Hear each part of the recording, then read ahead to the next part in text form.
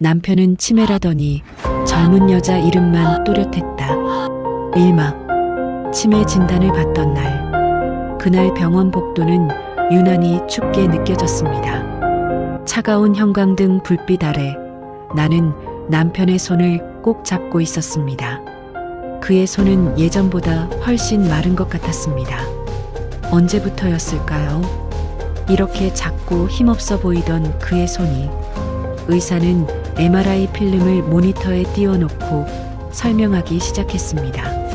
뇌의 해마 부분이 위축되었다는 말, 인지 기능 검사 결과가 정상 범위를 벗어났다는 말, 그 모든 전문 용어들이 결국 하나의 단어로 모아졌습니다.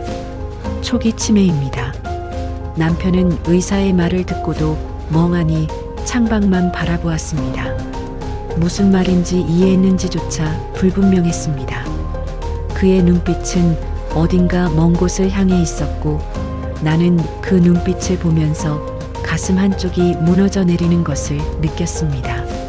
진행 속도는 개인차가 있습니다. 약물 치료와 함께 인지 훈련을 병행하시면 어느 정도 지연시킬 수 있습니다. 의사의 말은 계속 이어졌지만 내 귀에는 아무것도 들어오지 않았습니다. 머릿속에는 온통 치매라는 단어만 맴돌았습니다.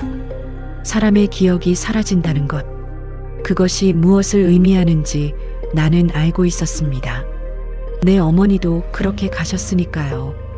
진료실을 나와 처방전을 받을 때까지 남편은 한마디도 하지 않았습니다. 나도 무슨 말을 해야 할지 몰랐습니다.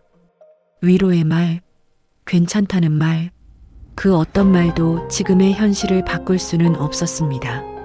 집으로 돌아오는 차 안도 조용했습니다. 평소 같았으면 라디오라도 틀었을 텐데 그날은 그럴 여유도 없었습니다. 신호등이 바뀔 때마다 나는 옆자리의 남편을 힐끔거렸습니다. 그는 여전히 창밖만 바라보고 있었습니다. 여보, 내가 먼저 입을 열었습니다. 우리 함께 이겨내요. 네. 남편은 천천히 고개를 돌려 나를 봤습니다. 그 눈빛에는 두려움과 허탈함이 뒤섞여 있었습니다. 그가 어렵게 입을 열었습니다. 미안해. 왜요? 당신 잘못이 아닌데. 당신한테 짐이 될 것 같아서. 나는 눈물이 핑 돌았습니다. 이 사람 자기가 아프면서도 내 걱정을 먼저 하다니. 나는 억지로 웃으며 대답했습니다. 무슨 소리예요? 우리 40년을 같이 살았는데 이제 와서 짐이 뭐예요? 집에 도착해서 남편을 침대에 눕히고 나는 거실 소파에 털썩 주저앉았습니다. 갑자기 모든 힘이 빠져나가는 것 같았습니다. 치매, 기억을 잃어간다는 것. 그것은 단순히 사물이나 장소를 잊는 것이 아니라 사람을 잊는 것이었습니다. 함께했던 시간들을, 추억들을, 그리고 결국에는 나를 잊는 것이었습니다. 기억이 사라지는 게 아니라 사람이 사라지는 느낌. 그것이 바로 치매였습니다. 그날 밤 나는 잠을 이룰 수 없었습니다. 옆에서 잠든 남편의 얼굴을 바라보며 생각했습니다. 이 사람이 나를 잊으면 어떻게 될까? 우리가 함께 쌓아온 40년의 시간들이 모두 사라지면 어떻게 될까? 그때는 몰랐습니다. 더 무서운 것이 기다리고 있다는 것을. 기억을 잃는 것보다 선택적으로 기억하는 것이 더 잔인하다는 것을. 나를 잊으면서도 다른 여자의 이름만은 또렷하게 기억하는 일이 일어나리라고는 상상도 하지 못했습니다. 이막 남편과 함께한 40년. 우리가 처음 만난 건 20대 초반이었습니다. 그는 작은 회사의 말단 직원이었고 나는 이제 막 대학을 졸업한 신입사원이었습니다. 첫인상? 별로였습니다. 수수한 외모에 말도 어눌하고 특별할 것 하나 없는 평범한 남자였으니까요. 그런데 그 평범함이 좋았습니다. 거창한 약속 대신 성실함을, 화려한 말솜씨 대신 진심을 보여주는 사람. 1년 만에 우리는 결혼했습니다. 부모님들은 반대했습니다. 가진 것 없는 남자라고. 그러나 나는 확신했습니다. 이 사람이면 평생을 함께 할 수 있겠다고. 신혼집은 작은 원룸이었습니다. 화장실에 들어가려면 옆으로 비켜야 할 만큼 좁은 곳이었습니다. 겨울에는 추웠고 여름에는 더웠습니다. 그러나 우리는 행복했습니다. 가진 것 없어도 서로만 있으면 충분했습니다. 처자이가 태어났을 때의 기쁨을 나는 지금도 기억합니다. 남편은 산부인과 밖에서 밤새 기다렸다가 아기를 처음 안았을 때 눈물을 흘렸습니다. 6개월 뒤에 둘째가 태어나고 우리 집은 더욱 북적이게 되었습니다. 돈은 늘 모자랐지만 웃음만은 넉넉했습니다. 남편은 밤낮 없이 일했습니다. 낮에는 회사에서 저녁에는 과외를 했습니다. 주말에는 아르바이트를 했습니다. 나도 아이들을 맡기고 일을 나갔습니다. 우리는 전쟁을 치르듯 살았습니다.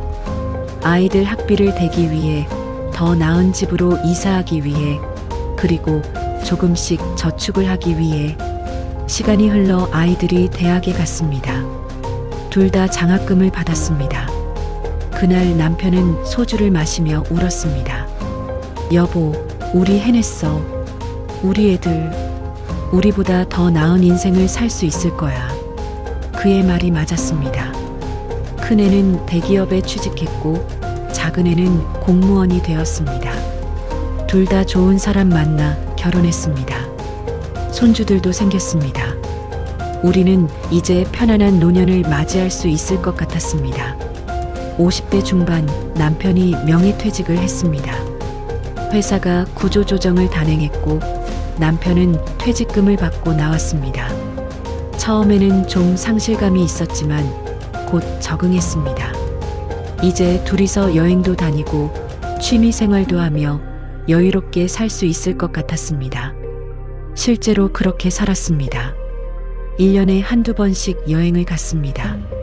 제주도, 강원도, 부산. 남편은 사진 찍는 것을 좋아했습니다. 나를 모델 삼아 이곳저곳에서 사진을 찍었습니다. 그때 찍은 사진들이 아직도 앨범에 고스란히 남아 있습니다. 여보, 우리 참 잘 살았죠? 남편이 어느 날 저녁 소주잔을 기울이며 말했습니다. 그럼요. 힘들었지만 행복했어요. 고생 많았어요. 나 같은 사람 만나서. 무슨 소리예요? 나도 행복했어요. 우리는 그렇게 서로를 위로하며 살았습니다. 젊은 시절의 가난도, 육아의 고단함도, 직장 생활의 스트레스도 모두 지나갔습니다. 이제 남은 것은 평온한 노년뿐이라고 생각했습니다. 그런데 왜일까요? 60대가 되면서 남편이 조금씩 변하기 시작했습니다. 처음에는 잘 몰랐습니다. 건망증이 심해진 정도라고 생각했습니다. 나이가 들면 누구나 그렇듯이 말입니다. 그러나 그것은 단순한 건망증이 아니었습니다. 기억이 무너지기 시작하는 신호였습니다. 그리고 나는 곧 알게 되었습니다. 40년을 함께 산 남편이 사실은 내가 아는 사람이 아니었다는 것을, 그에게는 내가 모르는 또 다른 삶이 있었다는 것을, 우리가 함께 했다고 믿었던 40년. 그 시간 속에 그는 혼자만의 비밀을 간직하고 있었습니다. 그리고 치매는 그 비밀을 세상에 드러낼 준비를 하고 있었습니다. 산막. 남편의 기억이 무너지기 시작했다. 치매 진단을 받은 후 우리의 일상은 조금씩 달라지기 시작했습니다. 처음에는 사소한 것들이었습니다. 현관문 비밀번호를 잊어버리는 일, 식사를 했는지 기억하지 못하는 일, 방금 한 대화를 다시 물어보는 일. 여보, 점심 먹었어요? 아까 같이 먹었잖아요. 그래, 내가 먹었나? 이런 대화가 하루에도 몇 번씩 반복되었습니다. 처음에는 답답했습니다. 같은 말을 10번도 넘게 해야 했으니까요. 그러나 곧 익숙해졌습니다. 이것이 치매라는 것을, 남편의 잘못이 아니라는 것을, 더 심각한 건 길을 잃는 일이었습니다. 어느 날 남편이 산책을 나갔다가 집을 못 찾고 헤맸습니다. 다행히 이웃이 발견해서 데려왔습니다. 남편은 당황한 표정으로 말했습니다. 집이 어디더라? 분명 이 근처인데. 그날 이후로 나는 남편을 혼자밖에 내보내지 않았습니다. 산책을 갈 때도 꼭 함께 갔습니다. 장을 볼 때도 병원에 갈 때도 항상 내가 옆에 있어야 했습니다. 가장 가슴 아팠던 건 내 이름을 잊었을 때였습니다. 어느 날 아침 남편이 나를 보며 물었습니다. 저기, 미안한데 성함이 어떻게 되세요?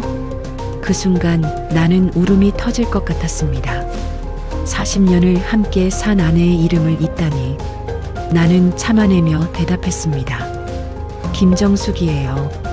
당신 아내 김정숙? 아, 맞다. 정숙이. 미안해요. 깜빡했네. 그의 미안하다는 말이 더 아팠습니다. 자기도 어쩔 수 없는 일인데 미안하다고 하는 그 마음이. 나는 그의 손을 잡으며 말했습니다. 괜찮아요. 천천히 기억하면 돼요. 사실 괜찮지 않았습니다. 전혀 괜찮지 않았습니다. 내 존재가 지워지는 것 같았습니다. 40년의 시간이 무너지는 것 같았습니다. 그러나 나는 참아야 했습니다. 보호자니까요. 아내니까요. 남편의 기억은 점점 더 많이 무너졌습니다. 자식들의 이름도 헷갈렸습니다. 큰애를 보고 작은애라고 부르고 작은애를 보고 큰애라고 불렀습니다. 손주들의 이름도 외우지 못했습니다. 할아버지, 저 지민이에요. 지민이? 아, 그래. 지민이. 남편은 손주의 얼굴을 한참 들여다보다가 어색하게 웃었습니다. 손주는 실망한 표정으로 돌아섰습니다. 나는 그 모습을 보며 가슴이 무너졌습니다. 물건을 두고도 찾지 못했습니다. 안경을 쓰고서 안경을 찾았고 리모컨을 들고서 리모컨을 찾았습니다.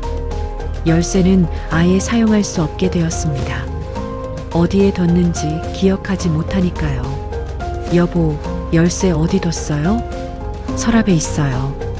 어느 서랍? 거실 서랍. 어느 거실 서랍? 결국 내가 직접 찾아줘야 했습니다. 모든 것을 내가 챙겨야 했습니다. 약도, 식사도, 옷도, 목욕도. 남편은 점점 아이처럼 되어갔습니다. 밤에는 더 심했습니다. 해가 지면 남편은 불안해했습니다. 어두워지면 더 혼란스러워하는 것이 치매 환자의 특징이라고 의사가 말했습니다. 그래서 나는 밤에 잠을 제대로 잘 수 없었습니다. 남편이 일어나 집을 나가려고 하면 안 되니까요. 어디 가세요? 회사. 지각하겠어.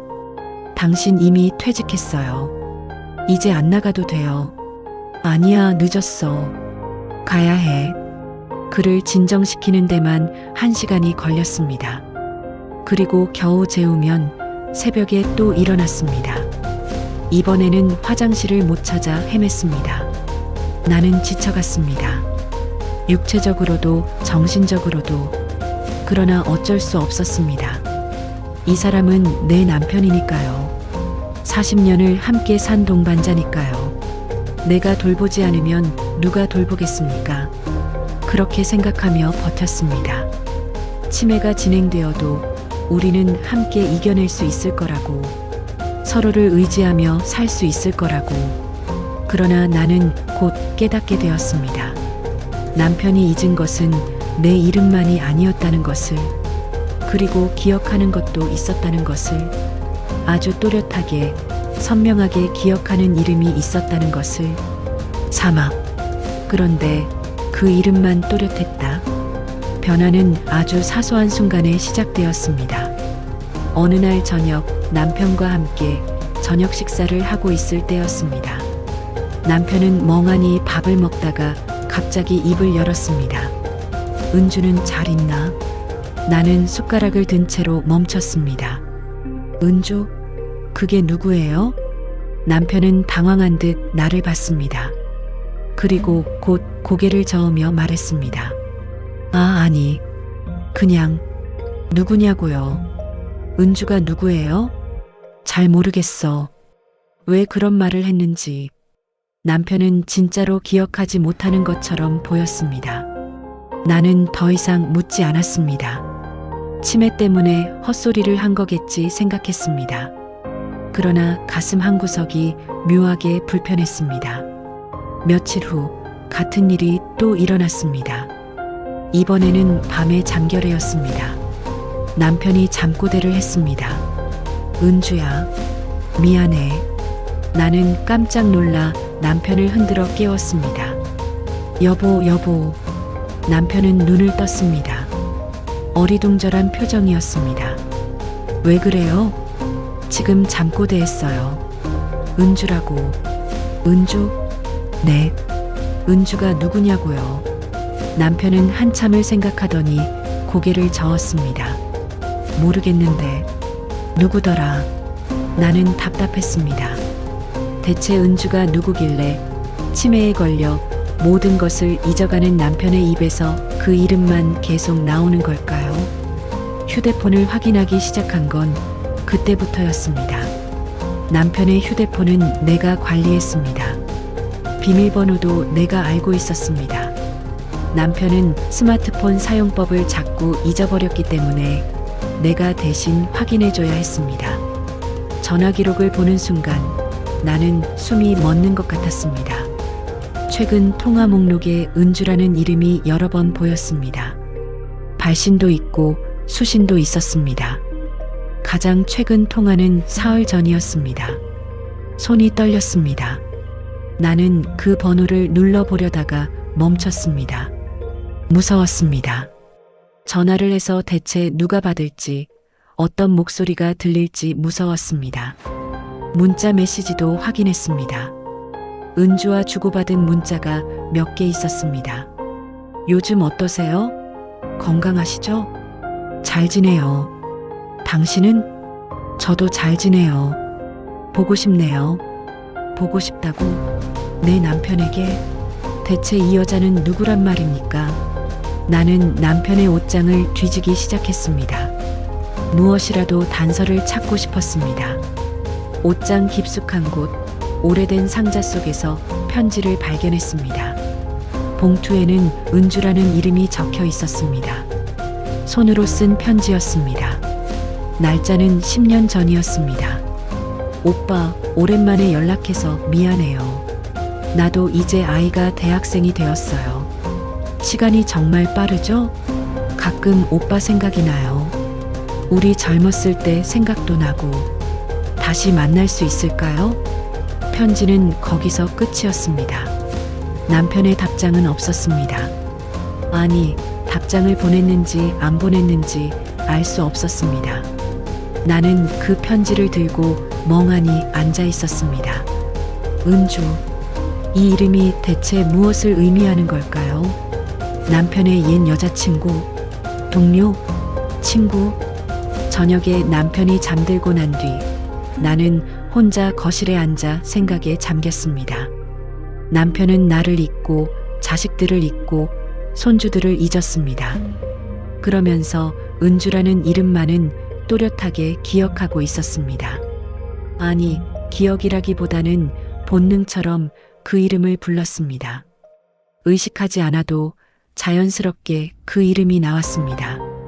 마치 몸에 각인된 것처럼. 나는 남편의 휴대폰을 다시 들여다봤습니다. 은주와의 통화 시간을 확인했습니다. 대부분 내가 장을 보러 나간 시간이나 낮잠을 자는 시간이었습니다. 남편은 나 몰래 그녀와 통화를 했던 겁니다. 그런데 이상했습니다. 치매에 걸려 전화를 어떻게 거는지도 모르는 남편이 어떻게 그녀에게는 전화를 할 수 있었던 걸까요? 방금 먹은 밥도 기억 못하는 사람이 어떻게 그녀의 번호는 기억할 수 있었던 걸까요? 의문이 꼬리에 꼬리를 물었습니다. 그러나 답은 없었습니다. 남편에게 물어봐야 할까요? 아니면 이 은주라는 여자에게 직접 전화를 해야 할까요? 나는 결정하지 못한 채 밤을 지새웠습니다. 그리고 다음 날 아침 또다시 남편의 입에서 그 이름이 나왔습니다. 은주, 그 애는 잘 있나? 이번에는 혼잣말처럼 중얼거렸습니다. 나를 의식하지도 못한 채 자연스럽게 그 이름을 불렀습니다. 마치 그녀가 아주 가까운 사람인 것처럼 걱정스러운 어조로. 나는 그 순간 깨달았습니다. 이것은 단순한 옛날 인연이 아니라는 것을, 남편에게 은주라는 사람은 특별한 누군가라는 것을, 그리고 그 관계는 지금도 계속되고 있다는 것을. 오마, 나는 오해라고 믿고 싶었다. 나는 스스로를 다독였습니다. 아마도 오해일 거라고. 남편이 치매에 걸려 헛소리를 하는 거라고. 은주라는 이름은 그저 옛날 기억 속 누군가일 뿐이고 특별한 의미는 없을 거라고. 그렇게 믿고 싶었습니다. 40년을 함께 산 남편이 나를 배신했다는 사실을 인정하고 싶지 않았습니다. 내가 모르는 다른 여자가 있었다는 것을, 그리고 그 여자와 지금까지 연락하고 있었다는 것을 받아들이고 싶지 않았습니다. 간병 스트레스 때문이야. 나는 혼자 중얼거렸습니다. 내가 예민해져서 괜한 의심을 하는 거야. 자기 합리화였습니다. 현실을 외면하려는 비겁한 시도였습니다. 그러나 어쩔 수 없었습니다. 진실을 마주할 용기가 없었습니다. 친구에게 조심스럽게 말해봤습니다. 혹시 남편이 옛날 여자 이름을 자꾸 부르면 어떻게 해야 할까? 친구는 웃으며 대답했습니다. 치매 환자들은 다 그래. 옛날 기억이 자꾸 떠오르나 봐. 우리 시아버지도 그러셨어. 돌아가신 형님 이름을 계속 부르시더라고. 신경 쓰지 마. 그 말에 나는 안도했습니다. 그래, 다들 그런가 보다. 치매 환자들의 특징이구나. 나만 겪는 일이 아니구나. 그렇게 스스로를 위로했습니다. 그러나 마음 한구석의 불안은 가시지 않았습니다. 휴대폰의 통화 기록이, 상자 속 편지가, 그리고 무엇보다 남편이 그 이름을 부를 때의 표정이 자꾸 떠올랐습니다. 남편을 더 열심히 돌보기 시작했습니다. 의심을 떨쳐내기 위해서였습니다. 내가 잘못 생각하는 거라는 것을 스스로에게 증명하고 싶었습니다. 아침 6시에 일어나 남편의 약을 챙겼습니다. 식사도 정성껏 준비했습니다. 영양제도 빠짐없이 챙기고 산책도 매일 함께 갔습니다. 인지 훈련 프로그램도 열심히 시켰습니다. 여보, 이거 같이 맞춰봐요. 퍼즐이에요. 퍼즐? 어렵겠는데. 천천히 해봐요. 내가 도와줄게요. 남편과 함께 퍼즐을 맞추고 그림을 그리고 노래를 불렀습니다. 치매 진행을 늦추기 위해서라고 했지만 사실은 남편의 마음을 나에게 붙잡아두기 위해서였습니다. 그러나 효과가 있었는지는 의문이었습니다. 남편은 여전히 멍한 표정이었고 내 이름도 자주 잊었습니다. 그러면서 은주라는 이름만은 잊지 않았습니다. 여보, 내 이름이 뭐예요? 정숙이. 맞지? 네, 정숙이에요. 당신 아내예요. 아, 맞다. 미안해. 남편은 미안하다는 말만 반복했습니다. 그 말이 점점 더 공허하게 들렸습니다. 어느 날은 남편이 거울을 보며 말했습니다. 나 많이 늙었네. 나이 들면 다 그래요. 은주도 많이 늙었을까? 나는 그 말에 가슴이 철렁 내려앉았습니다. 자기 자신의 늙음을 보면서 제일 먼저 떠오른 사람이 나이 아니라 은주였다는 것. 그것이 무엇을 의미하는지 나는 알고 있었습니다. 그날 밤 나는 또다시 남편의 휴대폰을 확인했습니다. 새로운 문자가 와 있었습니다. 오빠, 요즘 건강은 어떠세요? 다음에 시간 되면 만나요. 만나자고? 내 남편을 만나자고? 나는 손이 부들부들 떨렸습니다. 답장을 보내고 싶었습니다. 누구냐고, 왜 내 남편한테 연락하냐고 따지고 싶었습니다. 그러나 참았습니다. 아직은 확실하지 않았습니다. 섣불리 행동했다가 오해였으면 어떡하나 싶었습니다. 아니, 오해이기를 바랐습니다. 나는 계속 참았습니다. 의심하면서도 믿고 싶었습니다. 남편이 나를 사랑한다고 40년의 세월이 거짓이 아니라고 우리의 결혼 생활이 의미 있었다고. 그러나 현실은 잔인했습니다. 내가 아무리 외면하려 해도 진실은 점점 더 선명하게 드러나고 있었습니다. 남편의 기억 속에서 내가 사라지고 그녀가 남아있다는 사실이. 육막. 병원에서는 모르는 사람. 정기 검진을 받으러 병원에 갔습니다. 치매 진행 상태를 확인하기 위해서였습니다. 의사는 남편에게 간단한 질문들을 했습니다. 오늘이 며칠인지 아세요? 남편은 멍하니 천장을 쳐다봤습니다. 잘 모르겠는데요. 부인 성함은요? 그게. 남편은 나를 봤습니다. 미안한 표정이었습니다. 의사가 다시 물었습니다. 지금 어디에 계신지 아세요? 병원인가요? 맞습니다. 그럼 여기에 왜 오셨는지 아세요? 남편은 고개를 저었습니다. 아무것도 기억하지 못했습니다. 의사는 심각한 표정으로 나를 봤습니다. 증상이 좀 더 진행되었네요. 약을 조절해야 할 것 같습니다. 진료가 끝나고 약국에서 약을 받기 위해 기다리고 있었습니다. 그때였습니다. 남편의 휴대폰이 울렸습니다. 나는 화면을 확인했습니다. 은주였습니다. 남편은 휴대폰을 보더니 갑자기 정신이 또렷해지는 것 같았습니다. 전화를 받으려고 손을 뻗었습니다. 여보, 누구예요? 전화 받아야 해. 지금 병원인데요. 나중에 하면 안 돼요? 아니야, 지금 받아야 해. 남편은 고집스럽게 전화를 받으려고 했습니다. 나는 휴대폰을 쥐고 있던 손에 힘을 주었습니다. 먼저 약부터 받읍시다. 전화는 나중에 해요. 아니야, 지금. 우리는 약국 앞에서 실랑이를 벌였습니다. 주변 사람들이 쳐다봤습니다. 나는 창피했지만 전화를 넘겨줄 수 없었습니다. 그녀와 남편이 통화하는 것을 들을 자신이 없었습니다. 결국 전화는 끊어졌습니다. 남편은 실망한 표정으로 주저앉았습니다. 왜 그래요? 중요한 전화였는데. 누구 전화였길래요?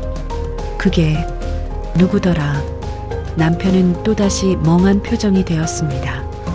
방금 전까지 그렇게 간절하게 받으려던 전화였는데 이제는 누구였는지조차 기억하지 못했습니다. 나는 묘한 기분이 들었습니다. 병원에서는 내 이름도 오늘 날짜도 왜 여기 왔는지도 기억하지 못하는 사람이 그녀의 전화가 오면 정신이 또렷해진다는 것. 그것이 무엇을 의미하는지 나는 너무나 잘 알고 있었습니다. 집에 돌아와서 남편을 재우고 나는 조용히 통화 기록을 확인했습니다. 은주에게서 온 부재중 전화. 그 아래로 문자 메시지가 와 있었습니다. 오빠, 전화 못 받으셨네요. 괜찮으세요? 걱정돼요. 걱정된다고. 내 남편을 걱정한다고. 나는 주먹을 불끈 쥐었습니다. 며칠 후 비슷한 일이 또 벌어졌습니다. 이번에는 집에서였습니다. 내가 저녁을 준비하는 동안 남편이 거실에서 휴대폰을 만지작거리고 있었습니다. 여보, 뭐해요? 응? 그냥. 남편은 황급히 휴대폰을 내려놓았습니다. 나는 수상해서 다가갔습니다. 화면에는 은주와의 문자 대화창이 열려 있었습니다. 남편이 답장을 보내려던 참이었습니다. 누구한테 문자 보내려고 했어요? 그게 친구. 무슨 친구? 옛날 친구. 남편은 말을 얼버무렸습니다. 나는 휴대폰을 가져다가 확인했습니다. 은주가 보낸 최근 문자들을 읽었습니다. 오빠, 오랜만에 보고 싶네요. 건강 조심하세요. 제가 언제든 옆에 있을게요. 우리 만났던 그 카페 아직도 있어요. 가끔 혼자 가요. 나는 휴대폰을 내려놓고 남편을 쳐다봤습니다. 이 사람이 누구예요? 대체 누구냐고요? 친구, 옛날 친구. 무슨 친구가 이런 문자를 보내요? 보고 싶다고, 옆에 있겠다고?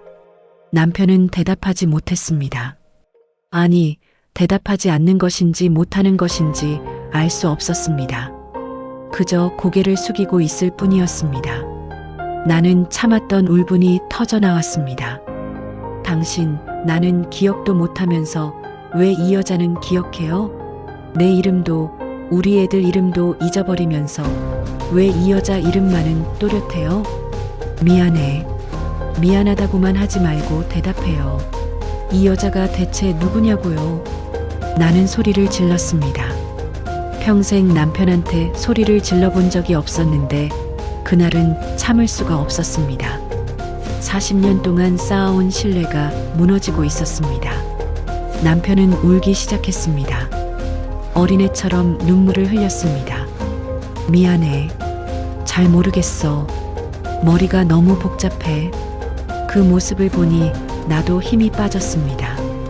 치매 환자를 다그쳐봤자 무슨 소용이겠습니까?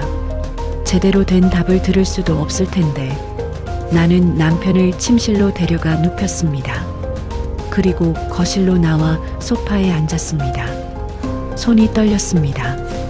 분노인지 슬픔인지 배신감인지 알 수 없는 감정이 밀려왔습니다. 병원에서는 멍한 사람, 집에서도 멍한 사람. 그런데 그녀의 전화가 오면, 그녀의 문자가 오면 갑자기 또렷해지는 사람.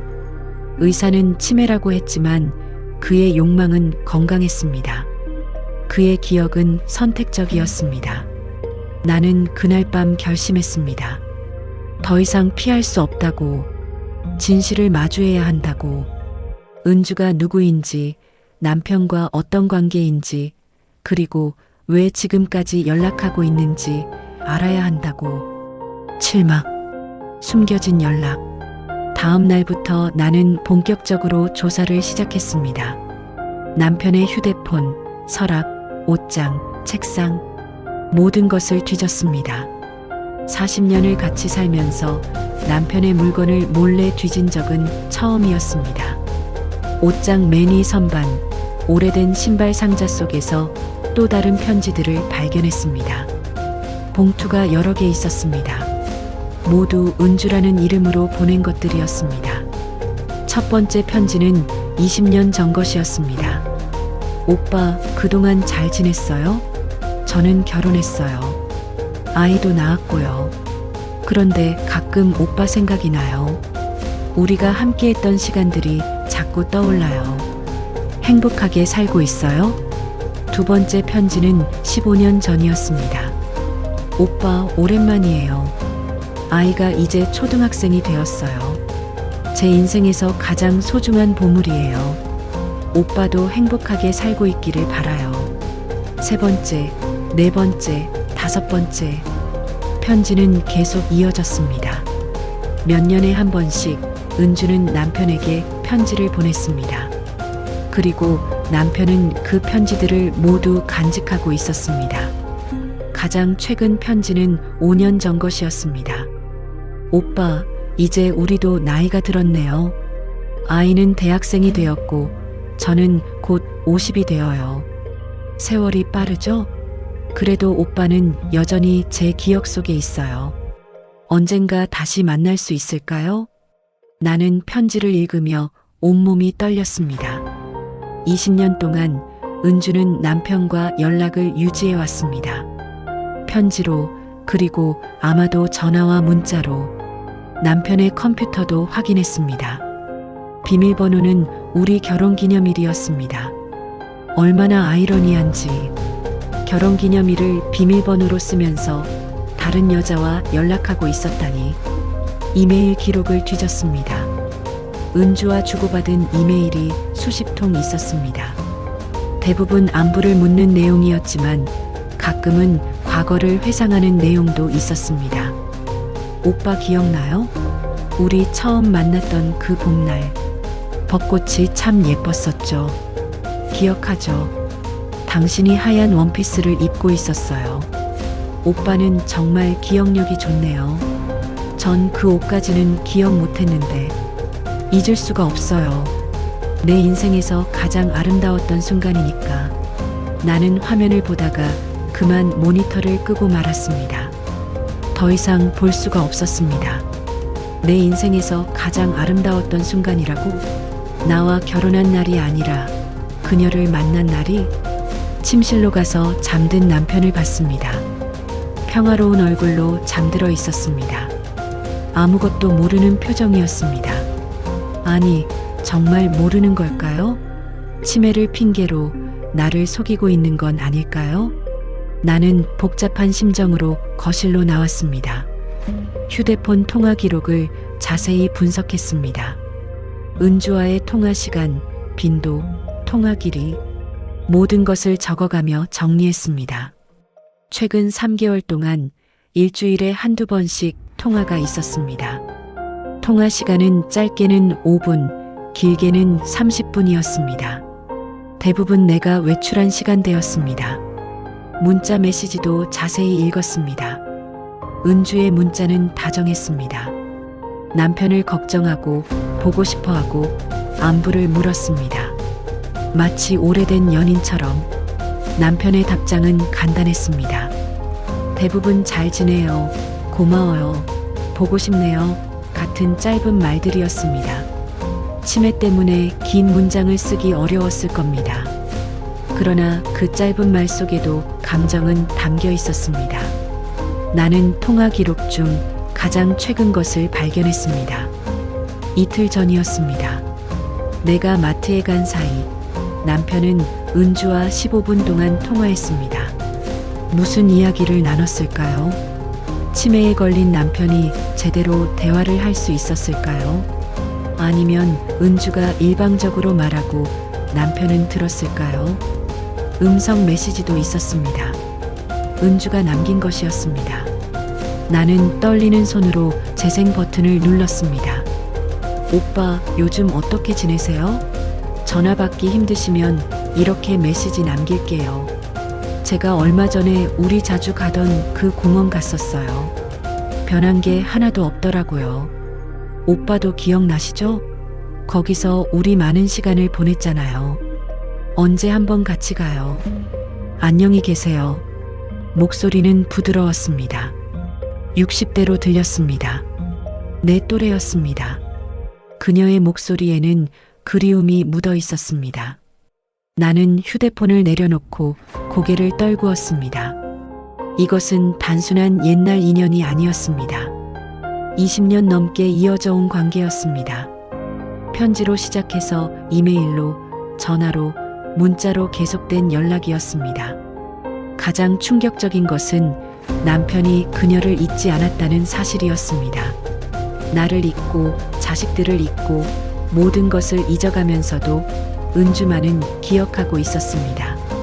아니, 기억이라기보다는 본능적으로 그녀를 찾고 있었습니다. 나는 결심했습니다. 더 이상 숨어서 지켜볼 수 없다고. 이 여자를 직접 만나야 한다고. 그녀가 누구인지, 남편과 어떤 관계인지, 그리고 왜 아직도 연락하는지 직접 물어봐야 한다고. 팔막. 젊은 여자를 직접 보다. 휴대폰 문자 기록을 보다가 결정적인 단서를 찾았습니다. 은주가 남편에게 만나자고 제안한 내용이었습니다. 오빠, 다음 주 목요일 오후 2시에 명동 그 카페에서 만나요. 우리 자주 가던 곳. 기억하시죠? 남편의 답장. 그래요. 가겠습니다. 목요일은 이틀 후였습니다. 나는 그날 남편을 따라가기로 했습니다. 직접 눈으로 확인하지 않으면 믿을 수 없었습니다. 목요일 아침, 나는 평소처럼 행동했습니다. 남편에게 아침을 차려주고 약을 챙기고 아무 일 없는 것처럼 웃었습니다. 오늘은 내가 잠깐 병원 다녀올게요. 혼자 집에 있어도 돼요? 응, 괜찮아. 절대 밖에 나가면 안 돼요. 알겠죠? 알았어. 나는 집을 나섰습니다. 그러나 병원에 가는 대신 근처 카페에서 기다렸습니다. 창문 너머로 우리 집 현관이 보이는 자리였습니다. 1시간쯤 지났을 때 남편이 나왔습니다. 평소에는 혼자 외출을 못하는 사람이 그날은 또렷한 걸음으로 걸었습니다. 옷도 깔끔하게 차려입었습니다. 마치 데이트를 나가는 사람처럼 나는 조심스럽게 뒤를 따랐습니다. 남편은 지하철역으로 향했습니다. 표를 사고 개찰구를 통과하고 플랫폼에 섰습니다. 놀라웠습니다.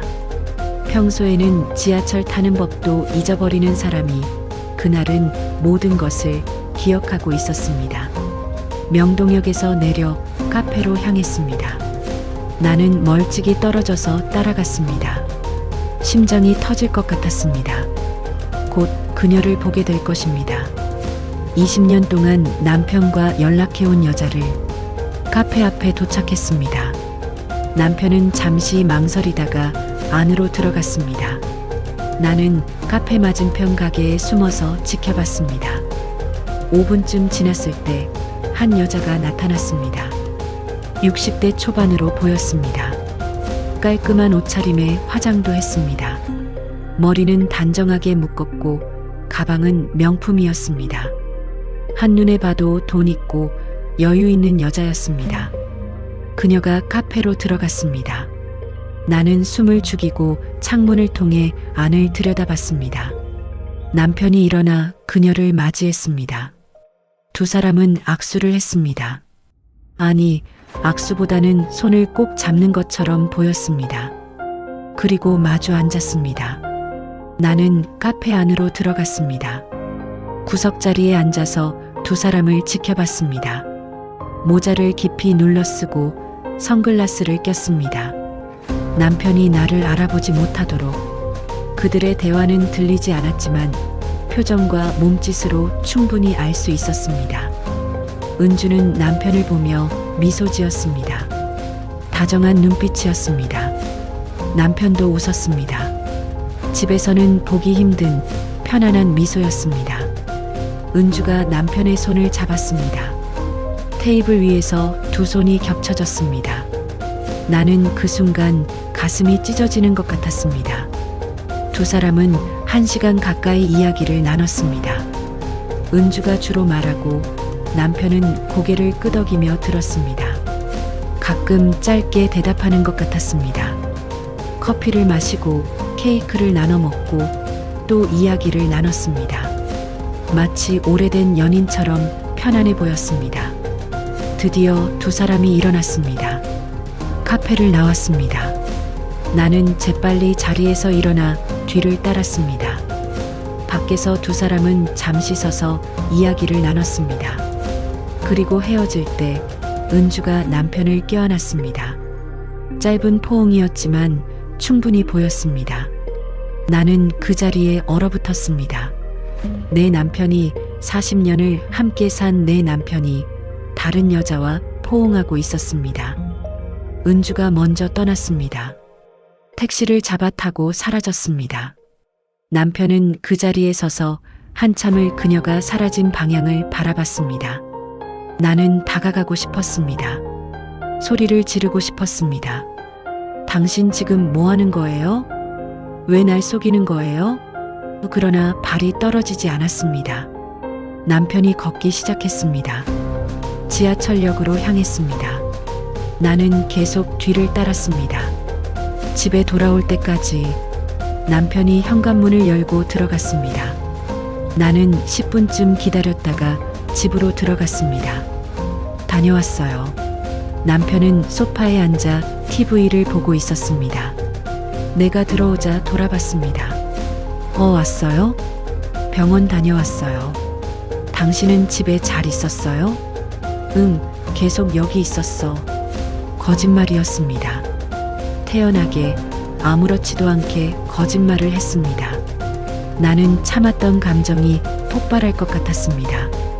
그러나 꾹 눌렀습니다. 지금 소리를 지르면 어떻게 될까요? 남편은 기억하지 못할 것입니다. 아니, 기억하지 못하는 척 할 것입니다. 저녁 뭐 먹을까요? 아무거나 괜찮아요. 그럼 김치찌개 끓일게요. 나는 부엌으로 갔습니다. 도마 위에 김치를 올려놓고 칼을 들었습니다. 손이 떨렸습니다. 눈물이 났습니다. 그러나 참았습니다. 울 수 없었습니다. 아직은. 저녁을 차려 상을 차렸습니다. 남편과 마주 앉았습니다. 평소처럼 밥을 먹었습니다. 아무 일 없는 것처럼. 그러나 내 안에서는 모든 것이 무너지고 있었습니다. 40년의 결혼 생활이, 신뢰가, 사랑이 모두 산산조각 나고 있었습니다. 그날 밤 남편은 금방 잠들었습니다. 나는 잠들 수 없었습니다. 어둠 속에서 천장을 바라보며 생각했습니다. 내일 남편을 추궁해야 할까? 아니면 은주에게 직접 연락해야 할까? 내 자존감은 바닥에 떨어졌습니다. 나는 무엇이었을까? 40년 동안 그저 곁에 있어준 사람? 아이 낳고 키우고 밥해주고 빨래해주고 그렇게 살아온 사람? 은주는 달랐습니다. 그녀는 남편의 특별한 사람이었습니다. 기억 속에 남을 만큼 소중한 사람이었습니다. 치매에 걸려도 잊히지 않을 만큼 굴욕이었습니다. 분노였습니다. 수치였습니다. 허탈함이었습니다. 모든 감정이 뒤섞여 나를 짓눌렀습니다. 구막, 남편을 추궁하다. 다음 날 아침 나는 결심했습니다.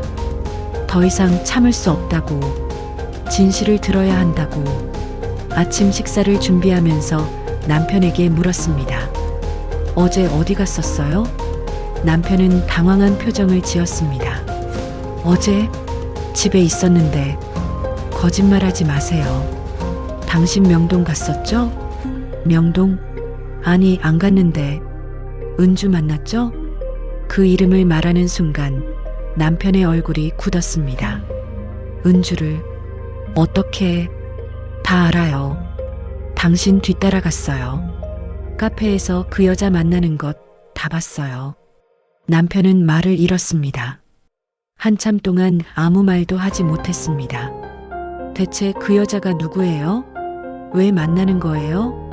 그건 40년을 같이 살았는데 내가 모르는 여자가 있었어요? 20년 넘게 연락하고 지낸 여자가 있었다고요? 나는 목소리를 높였습니다. 참았던 감정이 터져나왔습니다. 당신은 나를 기억도 못하면서 왜 그 여자는 기억해요? 기억 못한다더니 왜 그 여자 만나러 갈 때는 멀쩡해요? 남편은 고개를 숙였습니다. 미안해. 미안하다고만 하지 말고 대답해요. 그 여자가 누구냐고요? 옛날에 잠깐 만났던 사람이에요. 잠깐? 20년 넘게 연락하고 지낸 사이가 잠깐이에요? 남편은 대답하지 못했습니다. 나는 계속 다그쳤습니다. 언제부터였어요? 우리 결혼하기 전부터 알던 사이예요? 아니면 결혼하고 나서 만난 거예요? 결혼하기 전에 잠깐 사귀었어요. 나는 숨이 멎는 것 같았습니다. 사귀었다고요? 옛날 여자친구라는 거예요? 응, 오래전 일이에요. 결혼하기 전에. 그럼 헤어졌겠네요. 왜 다시 연락한 거예요? 남편은 말을 더듬었습니다. 그냥 연락이 왔어요. 10몇 년 전에 연락이 와서 만난 거예요? 그리고 지금까지 계속 연락한 거예요? 그게 그렇게 됐어요. 나는 주먹을 불끈 쥐었습니다.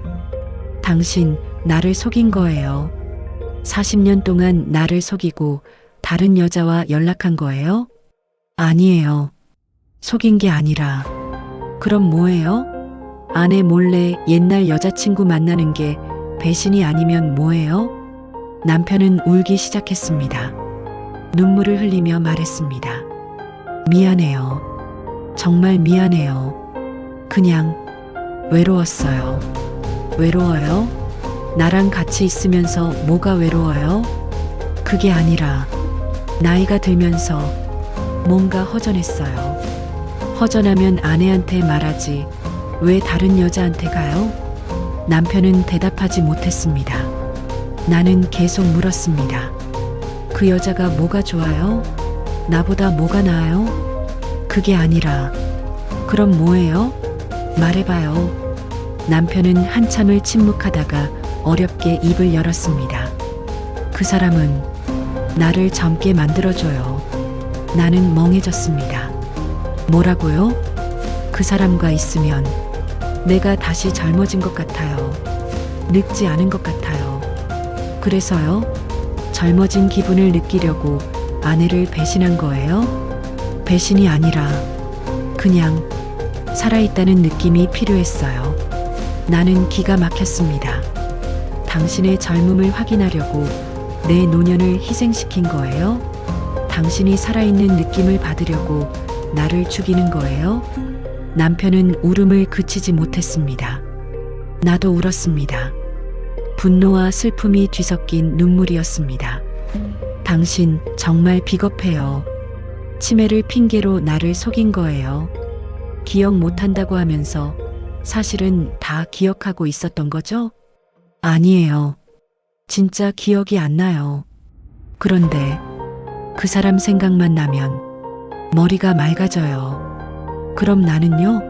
나는 당신 머리를 맑게 만들지 못해요? 남편은 대답하지 못했습니다. 그 침묵이 답이었습니다. 나는 남편을 보며 깨달았습니다. 이 사람은 나를 사랑하지 않았다는 것을, 아니, 사랑했을지도 모릅니다. 그러나 그것은 편안한 사랑, 익숙한 사랑이었습니다.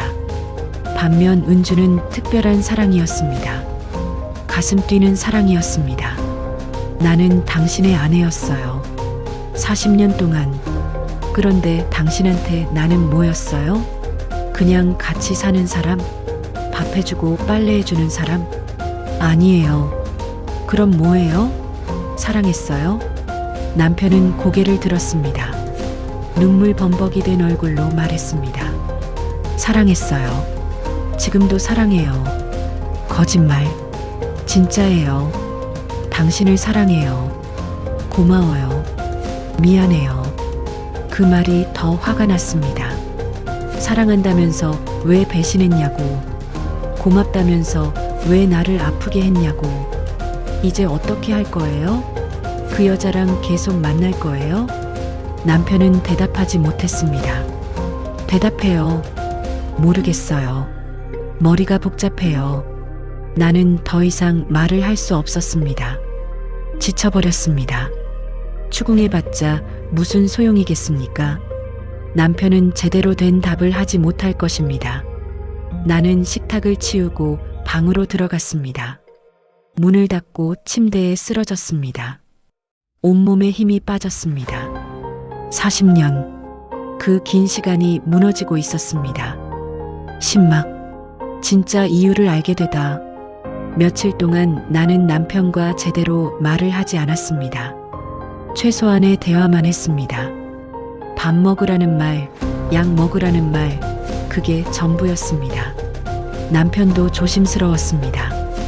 내 눈치를 보며 말을 걸려다가 멈추기를 반복했습니다.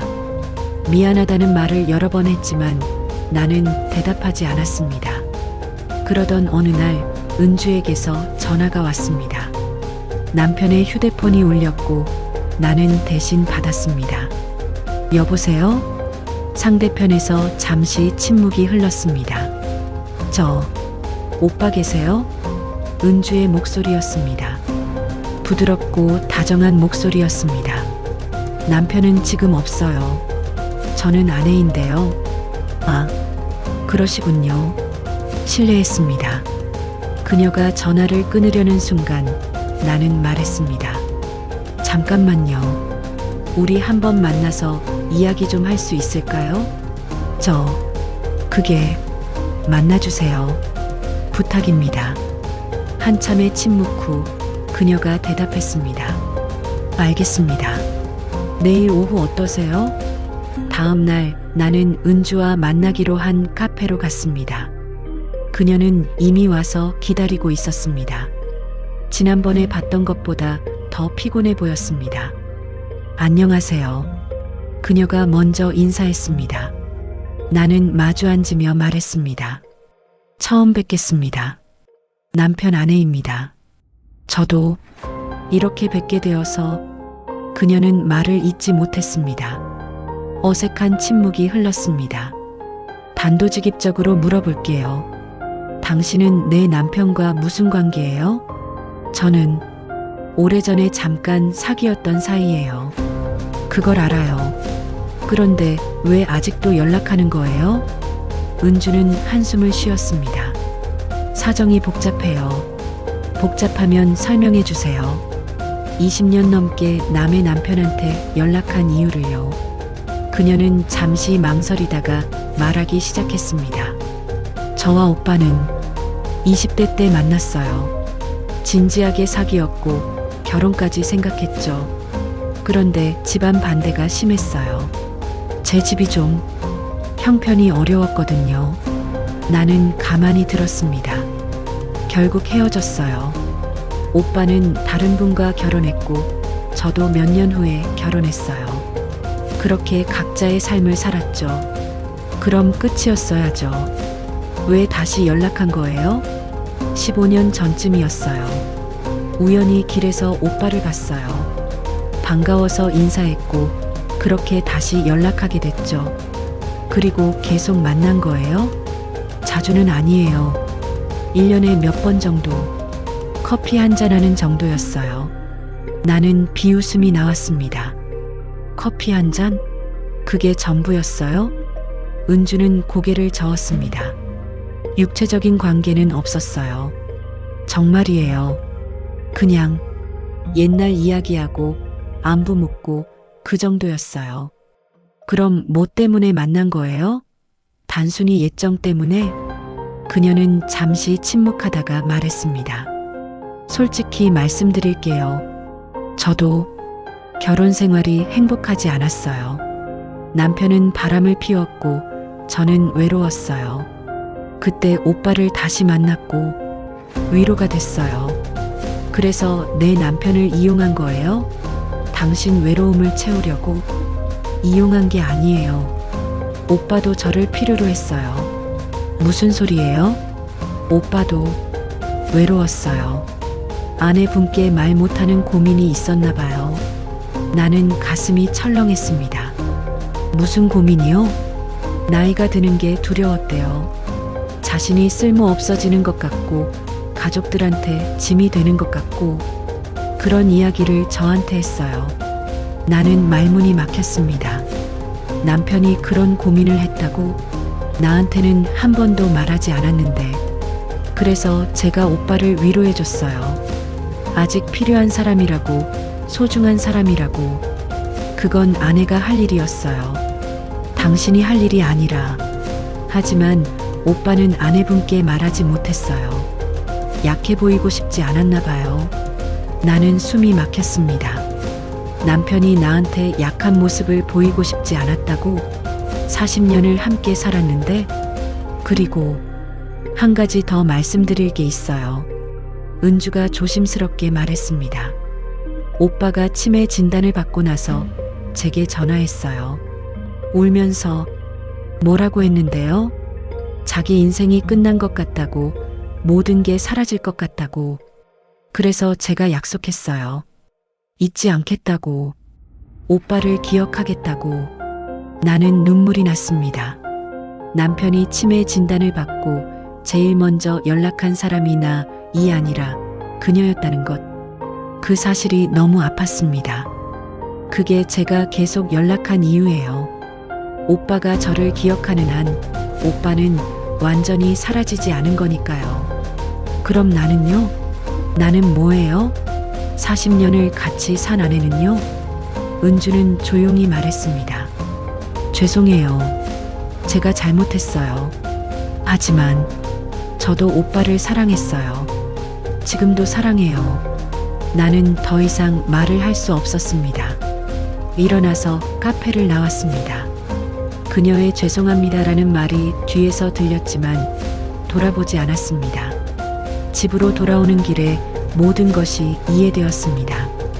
남편이 왜 그녀를 잊지 못했는지, 왜 치매에 걸려서도 그녀만 기억했는지. 은주는 남편의 젊음이었습니다. 남편의 자존심이었습니다.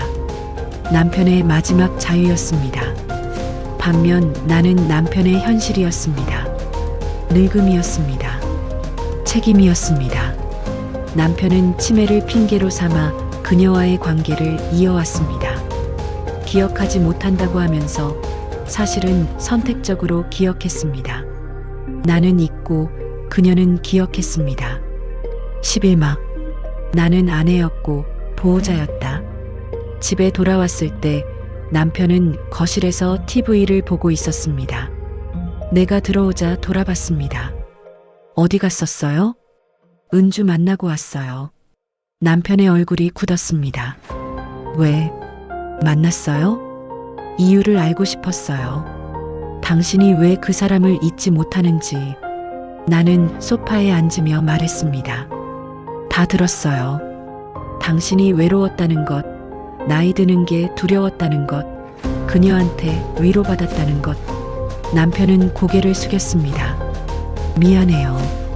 미안하다고 하지 마세요. 이제 그 말도 지겨워요. 나는 한숨을 쉬었습니다. 나한테는 왜 말하지 않았어요? 외롭다고, 두렵다고. 왜 나한테는 말 못했어요?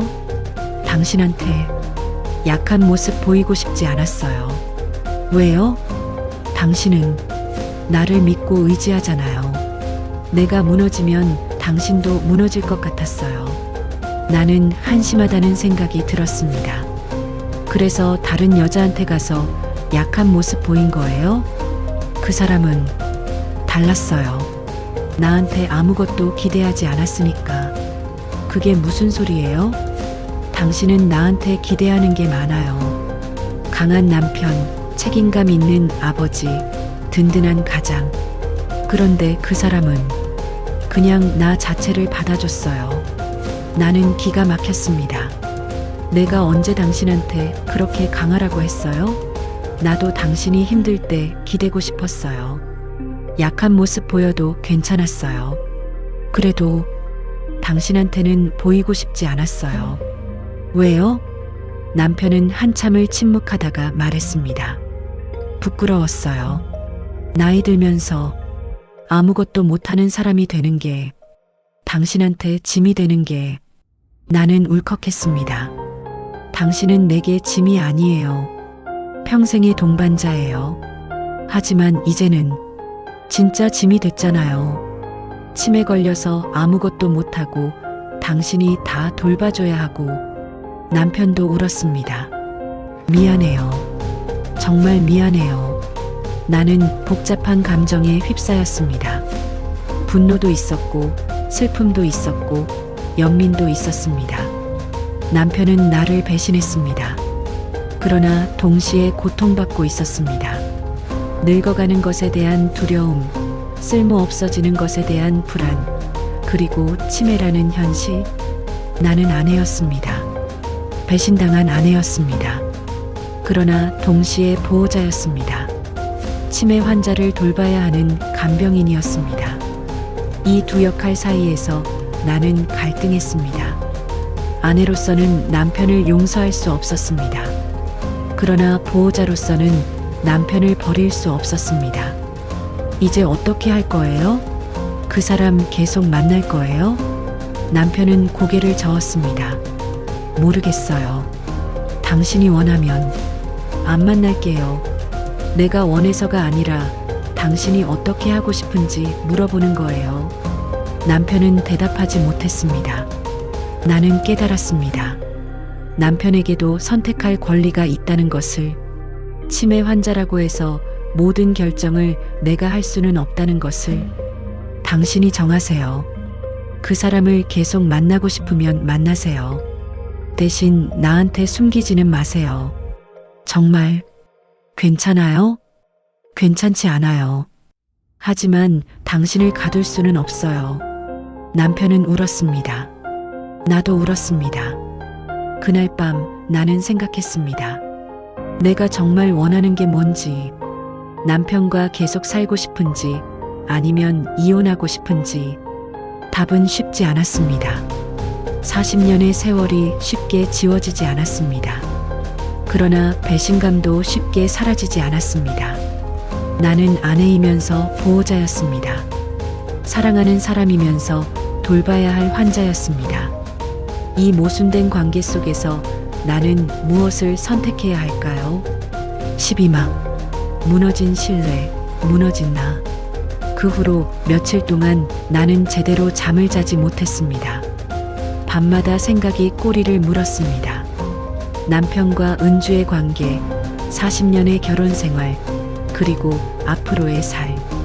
남편은 조심스럽게 행동했습니다. 내 눈치를 보며 살았습니다. 그러나 가끔 멍한 표정으로 창밖을 바라보는 그를 보면 그가 무엇을 생각하는지 알 것 같았습니다. 아마도 그녀를 생각하고 있겠죠. 나는 점점 지쳐갔습니다. 육체적으로도 정신적으로도. 남편을 돌보는 일은 힘들었습니다. 아침에 일어나서 약을 챙기고 식사를 준비하고 목욕을 시키고 잠자리에 들 때까지 모든 것을 챙겨야 했습니다. 그런데 이제는 그 모든 일이 의미 없게 느껴졌습니다. 내가 이렇게 헌신하는데 남편의 마음은 다른 곳에 있다는 것을 알게 된 후로 친구에게 전화했습니다. 나 더 이상 못할 것 같아. 무슨 일이야? 나는 모든 것을 털어놨습니다.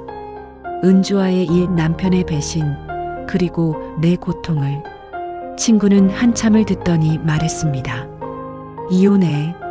그런 남자 왜 돌봐? 요양원에 보내. 그럴 수 없어. 그래도 40년을 함께 산 사이인데 40년을 함께 살았다고 배신을 용서해줘야 해? 너도 내 인생이 있잖아. 친구의 말이 맞았습니다. 나도 내 인생이 있었습니다. 남은 인생을 남편 간병으로만 보낼 수는 없었습니다. 그러나 결정하기 어려웠습니다. 남편을 버리는 것은 쉬운 일이 아니었습니다. 밤마다 불면증에 시달렸습니다. 잠들려고 누우면 온갖 생각이 머리를 스쳤습니다. 남편과 은주가 함께 웃는 모습, 두 사람이 손을 잡는 모습, 포옹하는 모습, 그 장면들이 계속 반복되며 나를 괴롭혔습니다. 우울했습니다. 아침에 일어나기가 싫었습니다. 밥 먹기도 싫었습니다. 아무것도 하고 싶지 않았습니다. 거울을 보니 늙은 내 얼굴이 보였습니다. 주름이 깊게 파이고 머리는 반백이 되었습니다. 언제 이렇게 늙었나 싶었습니다. 은주는 나보다 젊어 보였습니다. 화장도 하고 옷도 멋있게 입고 여유로워 보였습니다. 나는 초라했습니다. 화장할 시간도 옷 입을 여유도 없었습니다. 자존감이 바닥까지 떨어졌습니다. 나는 이제 누구인가 하는 생각이 들었습니다. 평생 아내로 살았습니다. 어머니로 살았습니다. 그러나 정작 나 자신은 어디에 있는가요? 김정숙이라는 사람은 무엇을 위해 살아온 걸까요? 어느 날 밤 나는 욕실 거울 앞에 서서 한참을 울었습니다. 소리 내지 않고 조용히 눈물만 흘렸습니다. 나는 이제 뭘 해야 하지? 거울 속에 나는 대답하지 않았습니다. 그저 초라하고 지친 얼굴로 나를 바라볼 뿐이었습니다. 다음 날 병원에 갔습니다. 내가 진료를 받으러 간 것이었습니다. 너무 힘들어서 상담을 받아야 할 것 같았습니다. 의사는 내 이야기를 듣더니 말했습니다. 우울증 증상이 보이네요. 간병 스트레스가 심한 것 같습니다. 제가 우울증이라고요? 네. 불면증, 식욕 저하, 의욕 상실, 전형적인 증상입니다. 약을 처방해 드릴게요. 나는 처방전을 받아들고 나왔습니다. 우울증, 나는 이제 환자가 되었습니다. 집에 돌아와서 남편을 봤습니다. 그는 여전히 멍하니 TV를 보고 있었습니다. 아무것도 모르는 표정이었습니다. 자기 때문에 내가 우울증에 걸렸다는 것도 모를 겁니다. 나는 약을 먹기 시작했습니다. 우울증 약, 수면제. 그렇게 버텼습니다. 그러나 근본적인 해결책은 아니었습니다. 약을 먹어도 마음은 편하지 않았습니다. 신뢰는 여전히 무너져 있었고 나는 여전히 혼란스러웠습니다. 친구가 다시 전화했습니다. 결정했어? 어떻게 할 거야? 아직 모르겠어. 빨리 결정해. 이러다가 너까지 쓰러지겠어. 맞는 말이었습니다. 결정해야 했습니다. 더 이상 이 상태로 살 수는 없었습니다. 그날 밤 나는 남편에게 말했습니다. 우리 이야기 좀 해야겠어요. 남편은 불안한 표정으로 나를 봤습니다. 무슨 이야기요? 앞으로 어떻게 살지에 대해서요. 13막 마지막 선택. 거실 소파에 마주 앉았습니다. 남편은 긴장한 표정이었습니다. 나는 천천히 말하기 시작했습니다. 나 이제 못하겠어요. 뭘 못하겠다는 거예요? 이렇게 사는 거요. 당신을 돌보면서도 마음은 편하지 않고 믿을 수도 없고. 남편은 고개를 숙였습니다. 그래서 생각해 봤어요.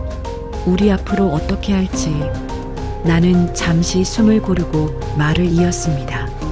선택지는 3가지예요. 첫째, 이혼. 둘째, 당신을 요양시설에 보내는 것. 셋째, 함께 살되 심리적으로 거리를 두는 것. 남편은 떨리는 목소리로 물었습니다. 당신은 어떻게 하고 싶어요? 모르겠어요. 그래서 당신한테 물어보는 거예요. 남편은 한참을 생각하더니 말했습니다. 이혼은 하기 싫어요. 제발. 왜요? 당신 마음은 다른 데 있으면서. 아니에요. 당신을 사랑해요. 진짜로.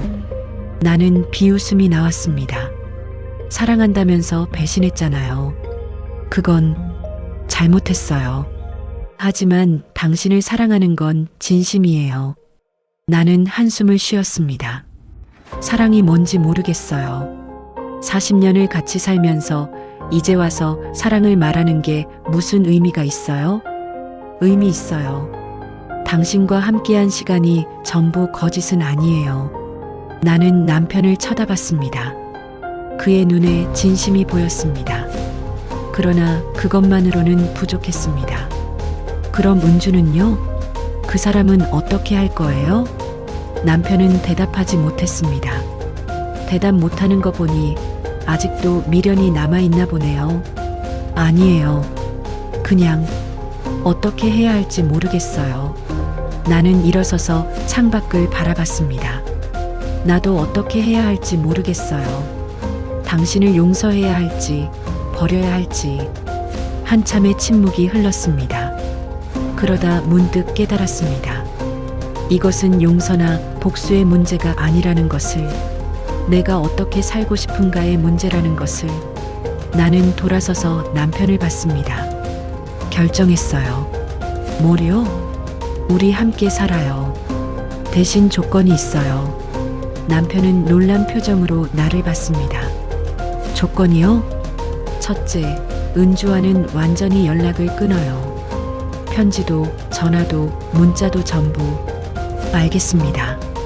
둘째, 당신 휴대폰은 내가 관리해요. 언제든지 확인할 수 있어요. 네. 셋째, 나도 내 삶을 살아요.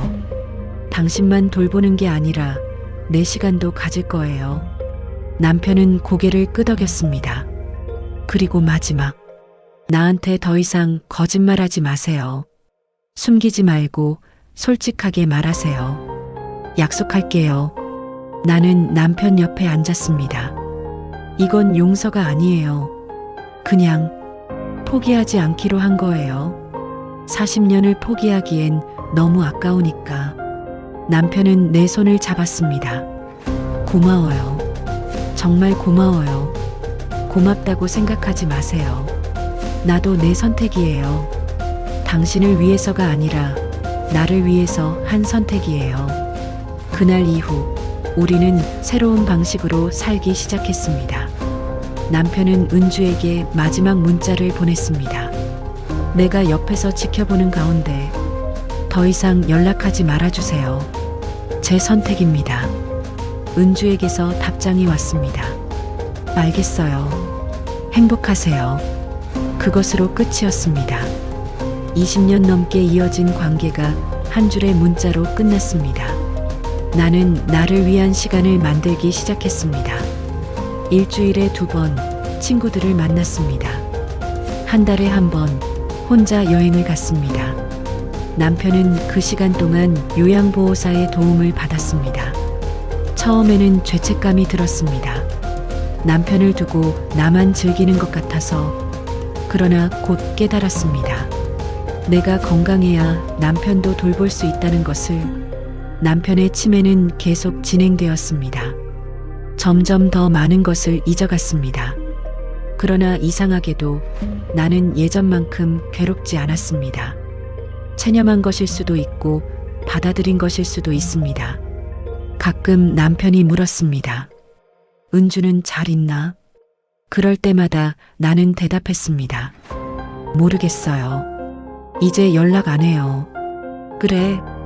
남편은 아쉬운 표정을 지었습니다. 나는 그 표정을 보며 생각했습니다. 그래도 괜찮다고.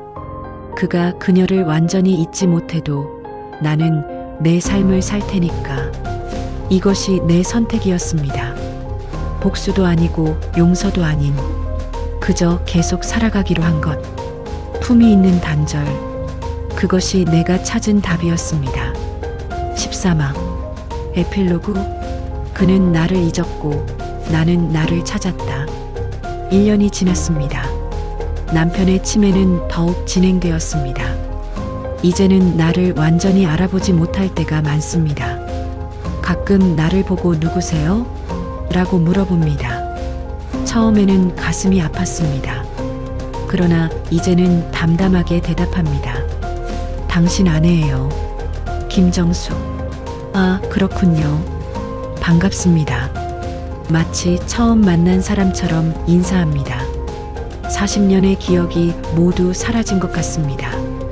은주의 이름도 이제는 잘 부르지 않습니다. 그녀도 남편의 기억에서 서서히 사라지고 있는 것 같습니다. 아이러니하게도 그것이 내게 위안이 되었습니다. 남편은 요양원에 가지 않았습니다. 집에서 요양보호사의 도움을 받으며 지냅니다. 나는 하루 중 몇 시간은 남편과 함께 있고 나머지 시간은 내 삶을 삽니다. 친구들을 만나고 영화를 보고 책을 읽고 가끔 혼자 여행도 갑니다. 처음으로 나를 위한 시간을 갖는 것입니다. 60대 후반의 나이에 나는 처음으로 나 자신을 발견하고 있습니다. 김정숙이라는 사람이 누구인지, 무엇을 좋아하는지, 어떻게 살고 싶은지. 물론 여전히 힘듭니다. 남편을 돌보는 일은 쉽지 않습니다. 그러나 예전처럼 나를 희생하지는 않습니다. 내 한계를 인정하고 도움을 받고 필요하면 쉬어갑니다. 어느 날 큰애가 찾아왔습니다. 엄마, 괜찮으세요? 응, 괜찮아. 아빠 때문에 힘드시죠? 힘들지. 하지만 견딜만해. 요양원 보내는 건 어때요? 엄마도 쉬셔야죠. 나는 고개를 저었습니다. 아직은 괜찮아. 엄마가 돌볼 수 있을 때까지는 집에서 모시고 싶어. 그래도 걱정 마. 엄마도 이제 내 삶을 챙기고 있어. 너무 무리하지 않아. 큰애는 안심한 표정을 지었습니다. 저녁에 남편과 함께 앉아 있었습니다. 남편은 창밖을 바라보고 있었습니다. 여보, 남편이 돌아봤습니다. 네, 저 아세요? 남편은 한참을 나를 들여다보더니 말했습니다. 잘 모르겠는데요. 나는 웃었습니다. 슬프지만 담담한 웃음이었습니다. 괜찮아요. 천천히 기억해 보세요. 미안해요. 미안하지 않아도 돼요. 당신 잘못이 아니니까. 남편은 다시 창밖을 바라봤습니다. 나도 같이 창밖을 바라봤습니다. 그렇게 우리는 나란히 앉아 있었습니다. 기억하지 못하는 남편과 잊지 않는 아내. 이상한 조합이지만 이것이 우리의 현실이었습니다. 밤이 되어 남편을 재웠습니다. 혼자 거실에 앉아 차를 마시며 생각했습니다. 1년 전 은주의 존재를 알았을 때 나는 무너졌습니다. 내 삶이 거짓이었다고 생각했습니다. 40년이 의미 없다고 생각했습니다. 그러나 지금은 압니다. 그것은 내 삶의 전부가 아니었다는 것을, 남편과의 관계가 나의 정체성을 규정하지 않는다는 것을. 나는 아내이기도 하지만 김정숙이기도 합니다. 어머니이기도 하지만 한 명의 여성이기도 합니다. 기억을 잃은 건 남편이었지만 나 자신을 잃어가고 있던 건 나였습니다. 남편은 은주를 기억하며 자신의 젊음을 붙잡으려 했습니다. 그러나 그것은 허상이었습니다. 젊음은 돌아오지 않습니다. 그리고 기억도 영원하지 않습니다. 이제 남편은 모든 것을 잊어가고 있습니다. 은주도 나도 심지어 자기 자신도. 그러나 나는 기억합니다. 우리가 함께한 시간을, 아픔을, 배신을, 그리고 용서를. 그 모든 것이 나를 만들었습니다. 강하고 현명하고 독립적인 사람으로. 남편은 치매에 걸렸습니다. 그러나 나는 나를 찾았습니다. 그것이 이 이야기의 결말입니다. 창밖으로 달이 떠올랐습니다. 고요한 밤이었습니다. 나는 차를 한 모금 마시고 미소 지었습니다. 괜찮아. 나는 괜찮아. 혼자 중얼거렸습니다. 그리고 그 말이 진심이었습니다.